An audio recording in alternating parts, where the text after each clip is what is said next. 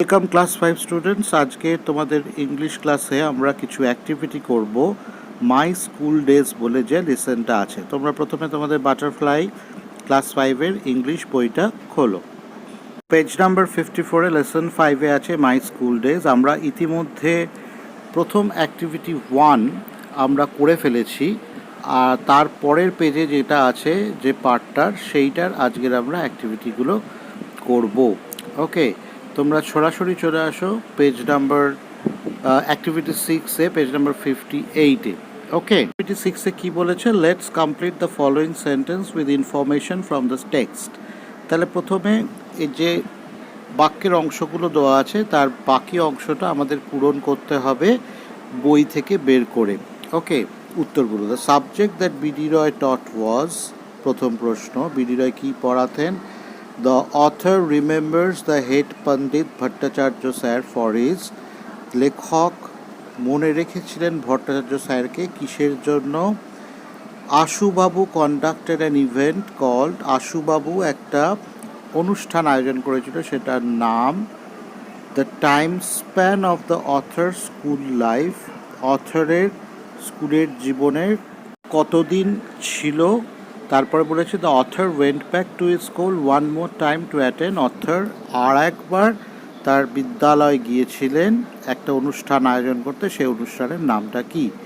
ওকে, এবারে দেখো উত্তরগুলো আমি দিয়ে দিয়েছি, তোমরা টুকে দেখো। The subject that BD Roy taught was English, English পড়াতেন বিডি রয়। ভট্টাচার্য স্যারকে কেন মনে রেখেছিলেন? For excellent hand writing.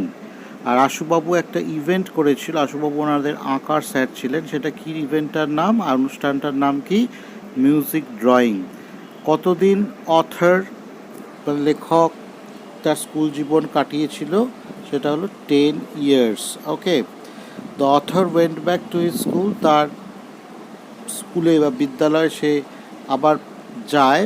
হ্যাঁ, কিসের জন্য? আর রিইউনিয়ন অফ এক্স স্টুডেন্টস, একটা প্রাক্তন ছাত্রদের একটা মিলন উৎসব, হ্যাঁ, সেইখানে সে গিয়েছিল। ওকে, এবারে অ্যাক্টিভিটি 7-এ দেখো কী দেওয়া আছে? Let's answer the following question. Okay, এখানে একটা আছে এই পেজে, পরের পেজে বাকি প্রশ্নগুলো আছে। অ্যাক্টিভিটি 7 দেখো, how did B D Roy teach the pronunciation of টিএইচই, মানে দা, আর্টিকেল দা উচ্চারণ কিভাবে শেখাতেন? এরপরে দেখো পরের পেজে বাকি প্রশ্নগুলো দেওয়া আছে। How did the author get to আশুবাবুর ফেভারিট, আশুবাবুর ফেভারিট কীভাবে হলো?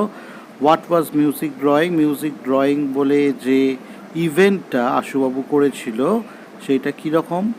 ওয়াই ডিড, নাম্বার ডি এর, why did everything seem much smaller to the author when he went back to the school after 10 years, কেন অথরের মনে হয়েছিল অন্যরকম, সব কিছু ছোটো ছোটো, যখন 10 বছর বাদে স্কুলে গিয়েছিলেন? What is a pleasure according to the author, অথরের কাছে মজা কোনটি? এই দেখো এই প্রশ্নগুলোর উত্তর আমি লিখে দিয়েছি, তোমরা পজ করে টুকে নেবে। এর উত্তর দেখো, how did B D Roy teach pronunciation of the teacher B D Roy taught how the pronunciation of the article the depends on whether the following word begins with the vowel or consonant. ওটা বিগিনস হবে, D নয়। Okay, BEGINS, তাহলে vowel বা কনসোনেন্টের ওপরে তার উচ্চারণটা depend করে, দাটা কার আগে বসে। How did the author get to be with আশুবাবুর ফেভারিট, আশুবাবুর প্রিয় ছাত্র কিভাবে লেখক হয়ে উঠেছিল? As Satyajit Ray in his childhood was very good in drawing, he became Ashubabu's favourite. যেহেতু সত্যজিৎ রায় ছোটোবেলায় খুব ভালো আঁকতো, তাই সে আশুবাবুর খুব ফেভারিট হয়ে গিয়েছিল, কারণ আশুবাবু ড্রয়িং টিচার ছিল। ওটা আজ এখানে একটু পরিবর্তন হবে, প্রিন্টিং এরর, দেখো বিকেম, BECAME হবে, আর হবে না। ওকে, তারপরে একটা প্রশ্ন, what was music drawing, music drawing কাকে বলে? In the event of music drawing there would be a blackboard and coloured chalks on a table. A student would sing a song and another would draw a picture on the blackboard trying to capture in lines and color the essence of the song. তার মানেটা কি? এটা একটা অদ্ভুত অনুষ্ঠান আয়োজন করেছিল। কীরকম? একটা ব্ল্যাকবোর্ড থাকবে, সামনে চক থাকবে, একজন গান গাইবে, আর সে গানের যে থিম, যে সাবজেক্ট, যে বিষয়টা, সেই বিষয়টা আর একটা ছেলে চকেতে চক দিয়ে বোর্ডে আঁকবে। ওকে, কিছু প্রিন্টিং এরর হয়েছে, দেখো কালার শক্স হয়ে গেছে, ওটা হবে চক্স, CHALKS, CHALKS, চক্স। ওকে, আর একটা হচ্ছে তোমার Singh a song and another, ওটা অ্যান্ডটা ছোটো হাতের হবে, AND, ওটা বড় হাতের হবে না। ঠিক আছে, এরপরে দেখো পরের প্রশ্নটা, Why did everything seem smaller to the author when he went back to school after 10 years? কেন 10 বছর বাদে যখন স্কুলে গেল সব কিছু ছোটো ছোটো লাগছিল? Everything seemed smaller to the author when he went back to the school after 10 years because when he was in school he was 5 feet 3 inches tall, but after 10 years he grew to 6.5 feet tall. তাহলে 10 বছর আগে লেখকের উচ্চতা ছিল 5 foot 3 ইঞ্চি, কিন্তু এখন তিনি 10 বছর বাদে হয়ে গেছেন 6.5 ফুটে, তাই লম্বা হয়ে গেছে বলে তার সব কিছু কী মনে হচ্ছে, খুব ছোট ছোট মনে হচ্ছে। তারপরে কী বলেছে, what is pleasure according to the author, অথরের কাছে কোনটা সব থেকে মজার ব্যাপার? According to the author the pleasure is in re-experiencing the childhood days, চাইল্ডহুডের দিনগুলো, ছেলেবেলার দিনগুলো পুনর্বার অভিজ্ঞতা করাটাই হল লেখকের মজার কারণ বা মজার একটা ব্যাপার। ঠিক আছে, এই প্রশ্নগুলো উত্তর আমি লিখিয়ে দিলাম, এই কারেকশানসগুলো একটু করে রাখবে আর পজ করে দেখে নেবে। এরপরে আমরা পরের অ্যাক্টিভিটিতে যাচ্ছি। দেখো অ্যাক্টিভিটি 8। ওকে, অ্যাক্টিভিটি 8-এ দেখো দেওয়া আছে, Sachin Tendulkar is my dash cricketer.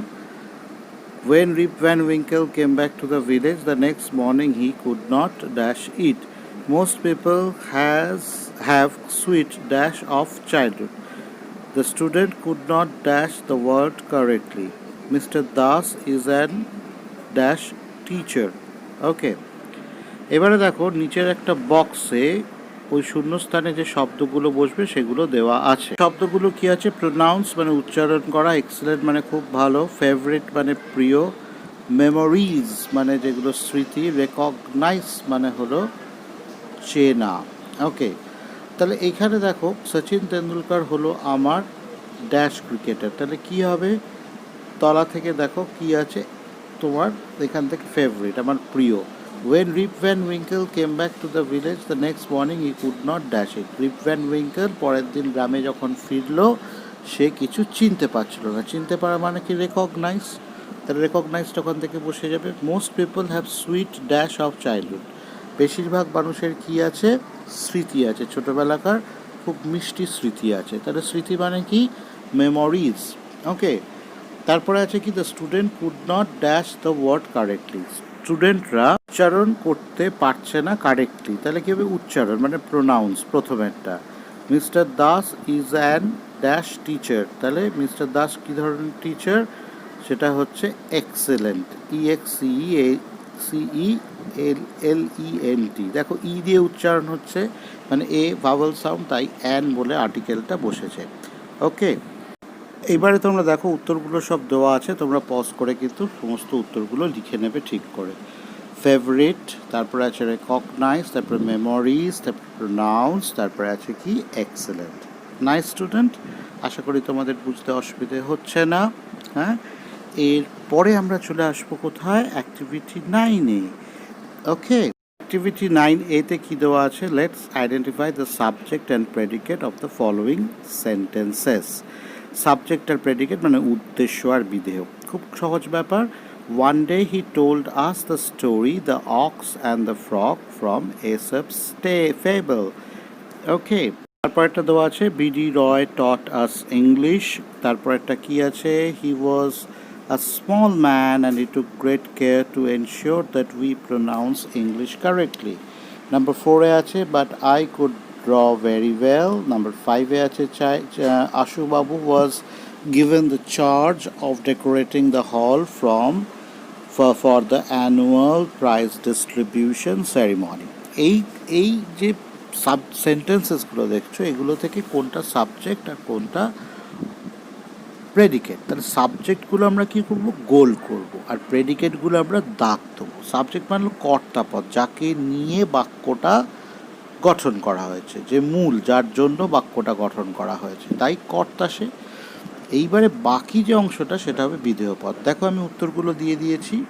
তাহলে 9A-তে দেখো হিটা হচ্ছে প্রথম বাক্যে, হিটা হচ্ছে সাবজেক্ট, আর বাকি অংশটা সবুজ রঙের দাগ দেওয়া সেটা হলো প্রেডিকেট। বিডি রয় টটাস ইংলিশ, বিডি রয় আমাদের ইংরেজি শেখাতেন, বিডি রয় হলো সাবজেক্ট, বাকিটা হলো প্রেডিকেট।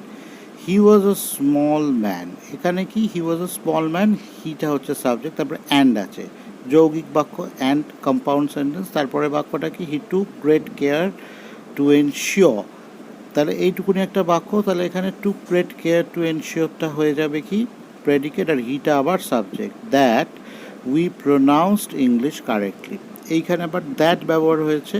তাহলে এটা টোটাল একখানা পুরো সেন্টেন্সে দেখো তিনখানা বাক্য আছে, তাহলে উইটা আবার সাবজেক্ট হচ্ছে, বাকিটা পুরো predicate. But I could draw very well, আমি ভালো কিন্তু আঁকতে পারি, আমি ভালো আঁকতে পারি, তাহলে আইটা হচ্ছে সাবজেক্ট, বাকিটা হলো প্রেডিকেট। তারপর আবার কী বলেছে, Ashu babu was given the charge of decorating the hall for the annual prize distribution ceremony, আশুবাবুকে দায়িত্ব দেওয়া হয়েছিল বার্ষিক পুরস্কার বিতরণী সভার মঞ্চ সাজাতে, তাহলে আশুবাবু মেন কাজ করবে, তাই আশুবাবুকে দায়িত্ব, আশুবাবু এখানে সাবজেক্টের কাজ করছে, বাকিটা কিন্তু পুরো প্রেডিকেট, যদিও এটা প্যাসিভ ভয়েসে আছে, এগুলো আমরা পরে শিখবো। ঠিক আছে, এবার আমরা অ্যাক্টিভিটি 9A-টা তোমরা পজ করে তো দেখে নেবে, এরপর আমরা চলে যাব কিন্তু অ্যাক্টিভিটি 9B-তে।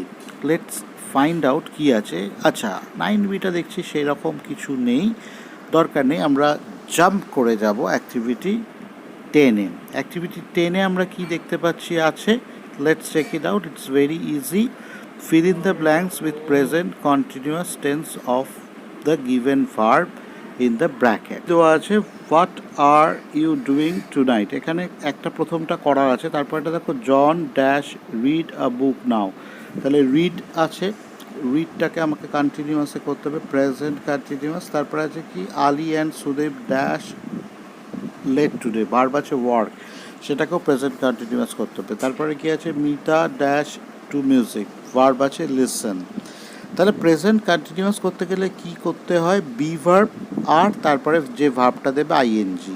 ওকে, তাহলে এখানে ভার্ব যেগুলো দেওয়া আছে, এগুলো দেওয়া আছে কি কি দেখো, রিড ওয়ার্ক লিসেন, এগুলোতে আমরা আইএনজি বসাবো। এবার তার আগে ইজ বসবে না আর বসবে, সাবজেক্ট যদি তোমার সিঙ্গুলার হয় তাহলে ইজ বসবে, আই থাকলে অ্যাম বসবে, আর সাবজেক্ট যদি প্লুরাল হয় তাহলে হবে আর।